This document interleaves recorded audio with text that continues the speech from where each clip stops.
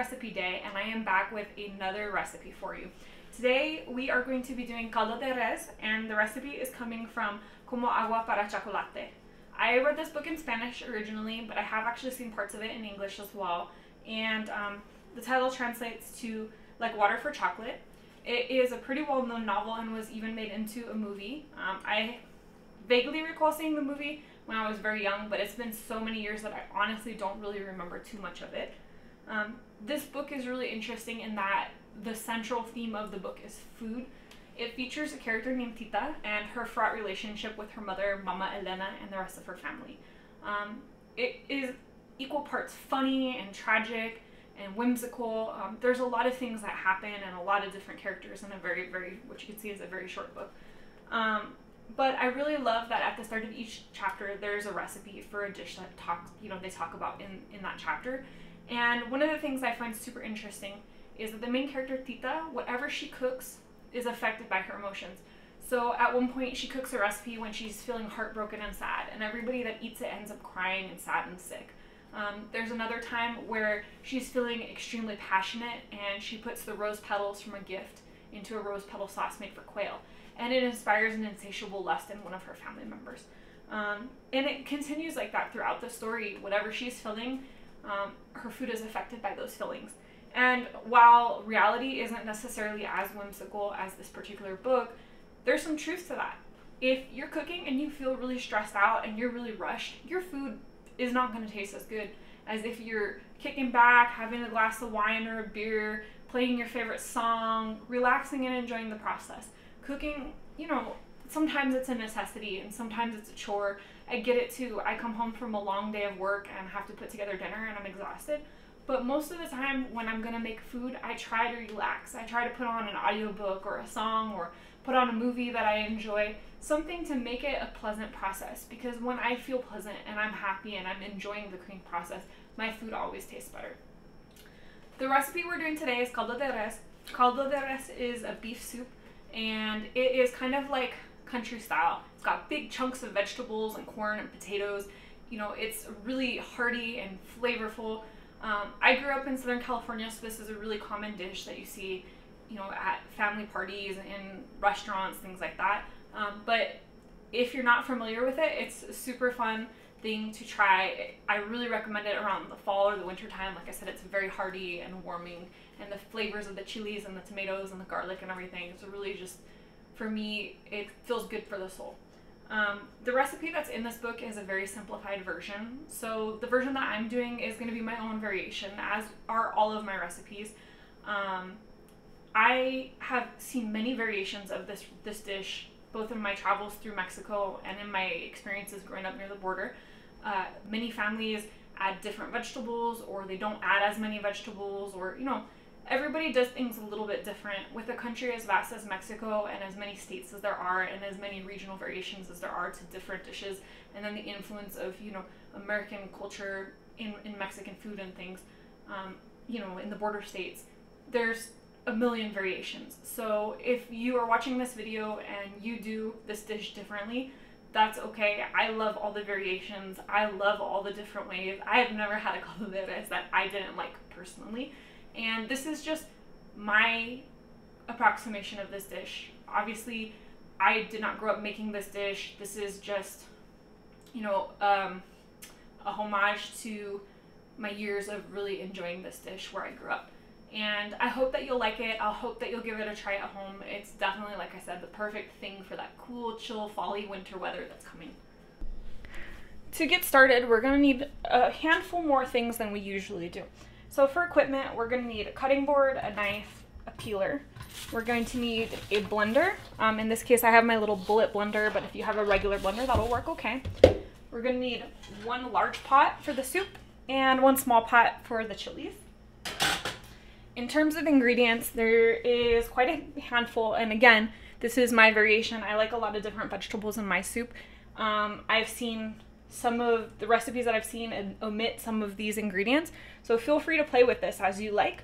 We're going to be using some oil, some green beans, corn. I have some chile guajillo, some bay leaves.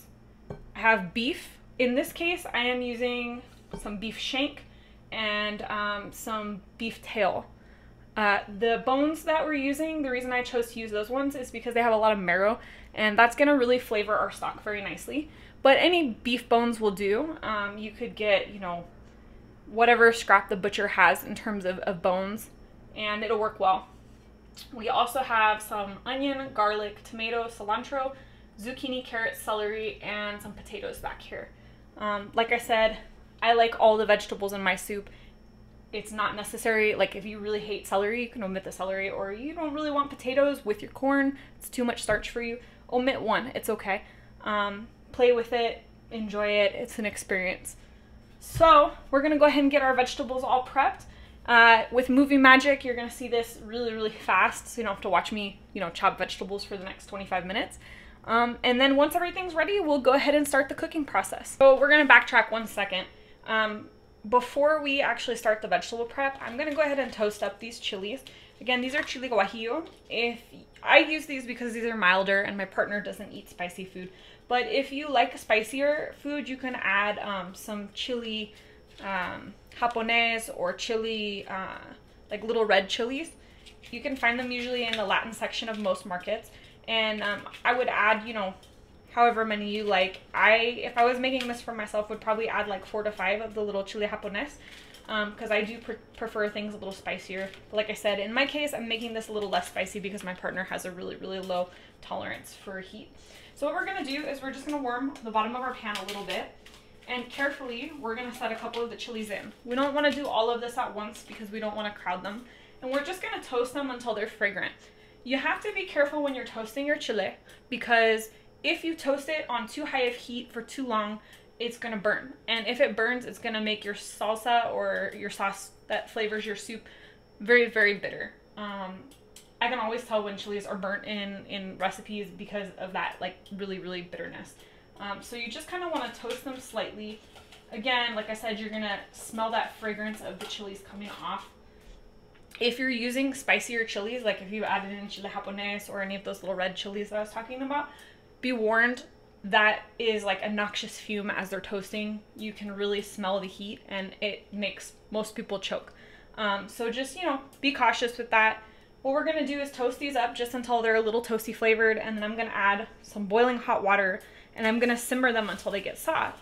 The reason that we're gonna simmer them to soften them is because right now they're dry and crunchy. And if we throw them in with the ingredients for like the salsa together, like this, it's gonna be really chunky and you're gonna have large pieces of chile instead of a nice smooth sauce. So I like to get that toastiness on them, and then I like to simmer them or let them soak in boiling water for a little while until, you know, they soften up and rehydrate a bit to make my salsa a little bit smoother. Okay, so that first batch of chilies is toasted up a little bit. You can see the coloration on it. So we're gonna pop these next 3 in. And if you've never toasted chili, you'll know exactly what I'm talking about. You can really smell that earthy, pungent flavor coming off of them as soon as they start to toast. So again, just a couple seconds. It doesn't take long. You don't want these to burn. And off we go. I'm gonna go fill this up with some hot water. I have a water dispenser that keeps boiling water, so we're just gonna soak those there while I prep the vegetables. So we're gonna start by halving our tomatoes and taking the core out. We're gonna basically do all the stuff to get the salsa ready that is gonna go in the broth and make the broth kind of a red color and give it all the flavor.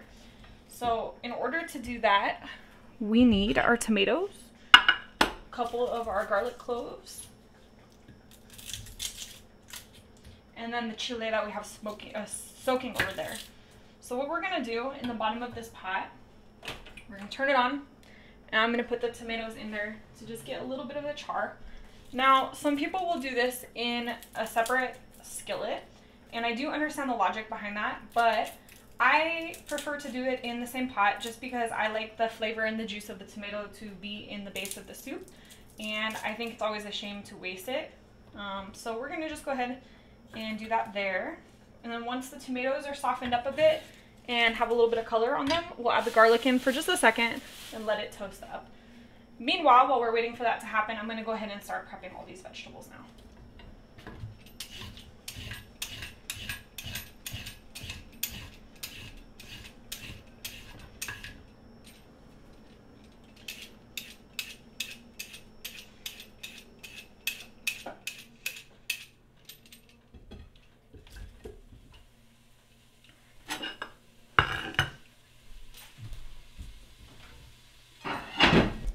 So you can see our chile is in some boiling water. We're gonna just let that simmer, like I said, until the chilies become nice and soft.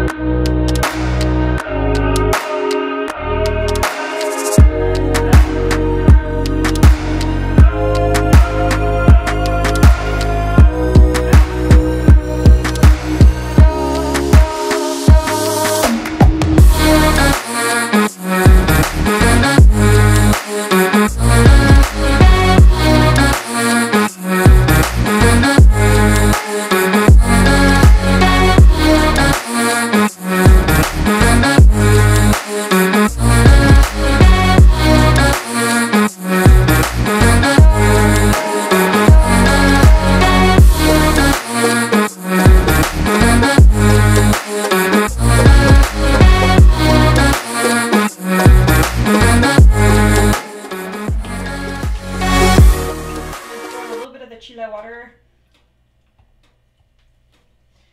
and we're just going to start with a couple chilies at a time, let them blend, and then as they blend we'll add in more.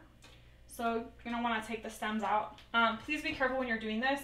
I have like well-seasoned hands from working in years of working in kitchens, but if you don't, then this is going to be probably pretty hot. I don't want you to burn yourself. The chilies do tend to fill up with the hot water. So please be careful. We're gonna put our lid on here. And we're gonna go ahead and let that all cook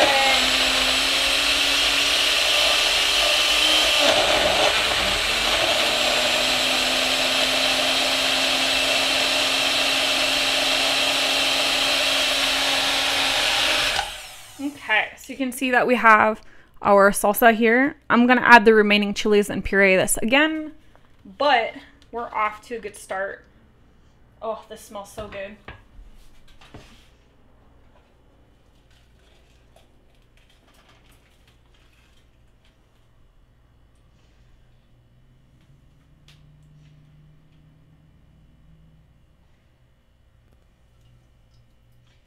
Okay, all that goes back in.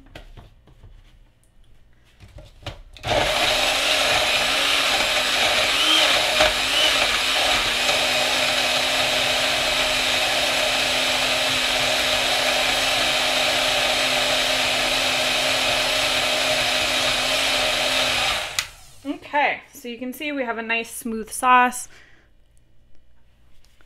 Open this up so you can see a little bit. Looks good. I'm gonna blend it even just a little bit more just because I still see a few pieces in there. And also, normally if I was making salsa, I would season it with salt. And in this case, I'm not going to because we're gonna be seasoning the broth as we're cooking the soup. So I don't wanna make the salsa really salty in itself. I'd rather adjust the salt level in the soup as we go. So I'll finish pureeing up the salsa just a little bit more. I'm going to chop up the rest of the vegetables, and then we're going to go ahead and start the cooking process.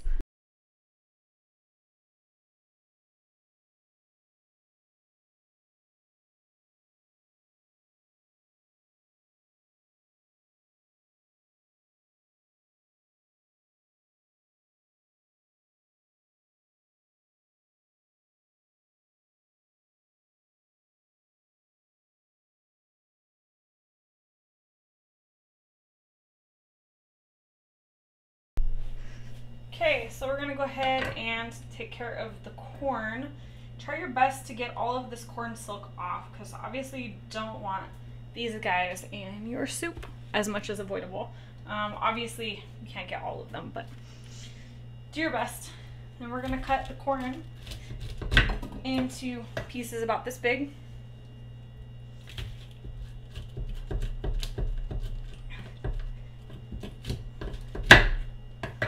Please be careful while you do this. Easy to slip and cut your hand, especially if you get to like the thicker pieces of the corn. There we go. Okay, so we're gonna go ahead and knock that out. If you run into pieces like this where the top is not really developed, just cut them off.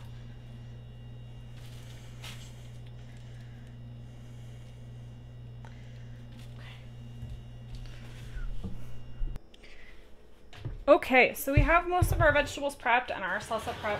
So we're gonna go ahead and start cooking the meat, getting that going. This is gonna be the longest cooking process in the whole dish. So first we're gonna season up our meat with some salt and pepper. Okay. We're gonna add some oil to our pot to give our meat a little bit of a sear. This part is not the most traditional, I will tell you. I have seen many people make this dish, and the most common method that I have seen is to put the meat and onions and garlics and things in with just water and let it boil. As you probably know, if you've seen any of my previous recipes, I like to get color on my meat before I boil it. I just think it adds a nice richness. There is no right or wrong way. If you don't want to sear it and you want to stick to a more traditional route, that's totally okay. Your dish will still come out lovely. This is, again, just my personal variation. So I'm going to start by searing off this big shank there. And then I've got some beef pieces down here at the bottom.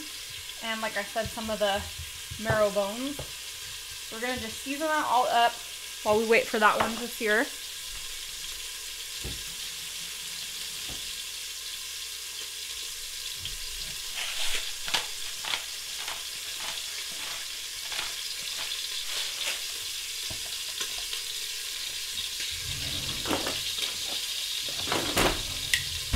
So as we've talked about in other videos, when you're searing off your meat, the last thing you want to do is move it a whole bunch. So I'm going to let it sizzle for just a minute, and then once it's got some nice brownness to it, we're going to flip it over.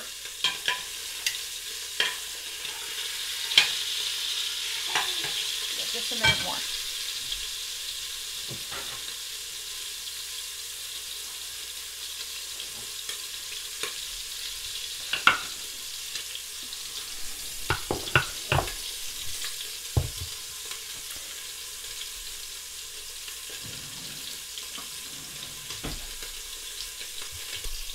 So while we're waiting for this to brown, I'm just going to check my salsa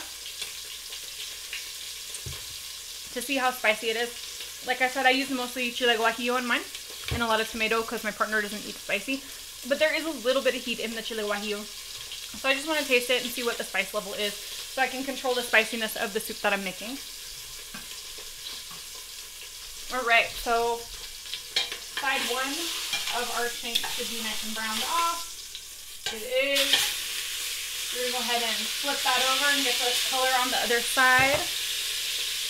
I think we'll go ahead and start adding in some of these beef stew chunks as well.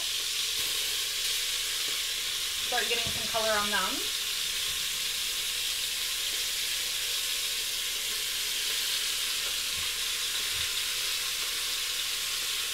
We'll save the bones for last.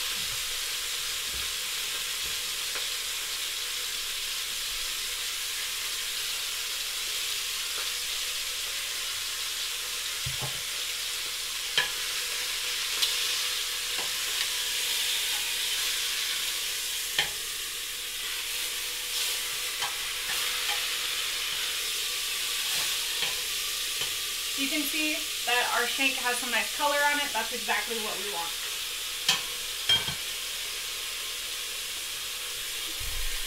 Okay, so our meat has been nice and browned off. So at this point, I am going to add in one whole onion, chopped into, pretty large pieces, maybe in like eighths, and a handful of garlic cloves.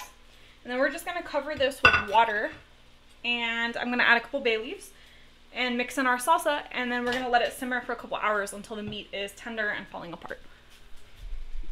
Okay, so we've got our meat, our onions, our garlic, and liquid. So now we're gonna add in some of our chile paste that we made earlier. I'm gonna use about half of what I blended and leave the other half so that people can season their soup as they please. I think this should be enough to really give it a nice flavor. So we just want enough broth in there or enough water in there to make a good broth and simmer the meat. I'm probably gonna add just a little more than this because I think it's a little too packed, but we are gonna wanna leave space for there to be vegetables added later. This is gonna probably take about 2 to 2.5 hours to cook until the meat is really tender. I like it to the point where it's starting to fall apart before I add all the vegetables. The reason is because I don't want the vegetables to be like super soggy and disintegrated. They don't take a super long time to cook. We're gonna add the potatoes and the corn first and the carrots, and then later we'll add like the zucchini and the green beans. That way everything kind of has the right texture when it's time to be served. So we'll be back in 2.5 hours or so to check on the meat and see how this is coming along. Okay, so it's been a couple hours. Our beef is starting to get tender. As you can see, like it's pretty much breaking apart. Tastes really good too. So that's pretty much where we wanted at this point. So we're gonna start adding the harder vegetables that are gonna take a little longer to cook. So we're gonna put in some celery, some carrots, and you may be asking why I did this in big chunks like this. This is how I typically see this dish served, with really nice big chunks in the soup. So I just kept with that tradition. I enjoy it. We're gonna add potatoes. Ooh, I'm running out of space here. Let's see, we've got corn to fit in, and then this will simmer for a while, and hopefully it'll cook down and create more space. So we're gonna pop in our corn. Again, you know, put it in big chunks instead of kernels of corn. So when you eat this, you literally like scoop the chunks of, or the piece of corn out and eat it like you would corn on the cob. Uh-oh, running out of space. I'm gonna have to let this simmer down just a little bit. In fact, let me just take a little bit of broth and put it into a bowl, and then as this simmers down, I will add the broth back in.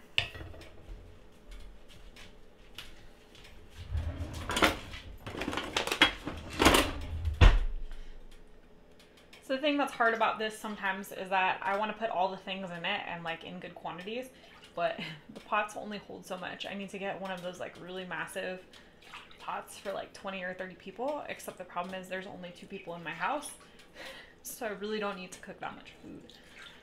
This of course is going to be food for dinner tonight, lunch tomorrow, and dinner again tomorrow night. So don't fret, it won't be going to waste or anything. So I'm going to set that broth to the side for now, and I'll let this all cook in here, and then as the broth cooks down, I'll add that broth back in. All right, there's our pieces of corn. So of course, as well as the vegetables cook in the broth, that's going to add and develop the flavor, add to and develop the flavor some more. Once this is all kind of cooked, all the vegetables are tender, we have zucchini and green beans. We're going to save that until like the last 15-20 minutes of cooking, just because I don't want them to turn into a soggy mush. So we're going to leave this to cook probably another 30 minutes until the crunchy vegetables are softened up. Back in 30. Okay, so I did end up actually splitting the soup into 2 pots just because there was not enough space for me to add the remainder of the vegetables. So we're gonna go ahead and add the zucchini and the green beans. If you're in an area where you have access to Mexican gray squash instead of zucchini, that's a great option as well. I'm gonna throw some of this side as well. So when I split it into 2 pots, I tried to make sure that I had a little bit of everything in both pots, just to make sure that both dishes would taste the same. So we're just gonna stir that in. And the green beans and zucchinis should really only take another maybe 10 minutes. And once those are tender, this is ready to go. The meat is tender, the potatoes are cooked, the carrots are soft, corn's nice and cooked. Everything looks good. The only other thing we're gonna do at this moment is I am gonna check the seasoning. Oh, That is so good. I'm gonna check both pots and make sure.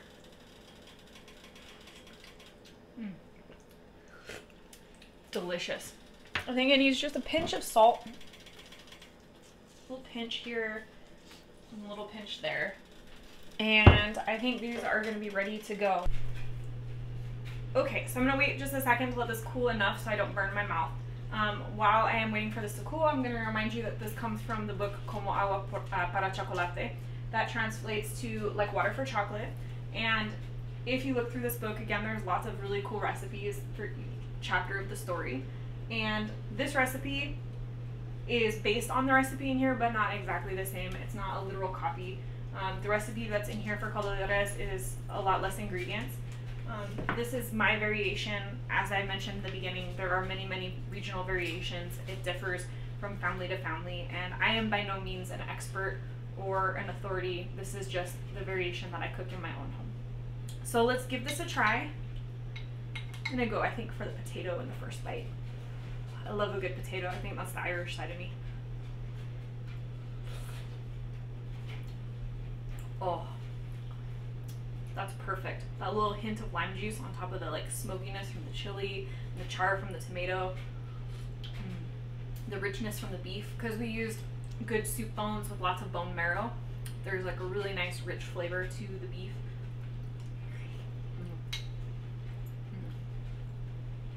Sorry, hot. That's so good. This is like perfect comfort food for like a cold winter day. It's hearty, it's rich. There's a lot going on. It's really nutritious. There's a lot of different vegetables. You're gonna have the protein from the beef, and that broth is just so soothing. So if you're feeling a little run down and you need something to really like jolt your energy up, this is it. This is definitely a comfort food. I'm really happy with how this came out, and I hope that you'll consider giving this a try at home. If you like this recipe, please consider giving me a like. If you haven't already subscribed to my channel, please hit the subscribe button and the notification bell so you never miss one of my updates. I do post regularly on Tuesdays. I always post a book related recipe like today, where I have a book that's inspired a particular recipe, and then I create that recipe and cook it for you. And then on Thursdays, I usually post book related content. That's gonna be things like book hauls, book reviews, festive holiday book events, things like that. And generally, I just really like talking about books. So come join me, talk to me about books. If you have any questions about this recipe, leave a comment down below. I'm happy to answer any questions that come up. And let me know if you think you'll be making this, if there's anything that you would change, or if you do make caldo de res at home, let me know if your variation is different from mine and how it's different. I'd love to just even stop by and just say hello. I love to talk to people in the comments. Thank you so much for joining. Again, my name is Bandy, and this is Bandy's Books.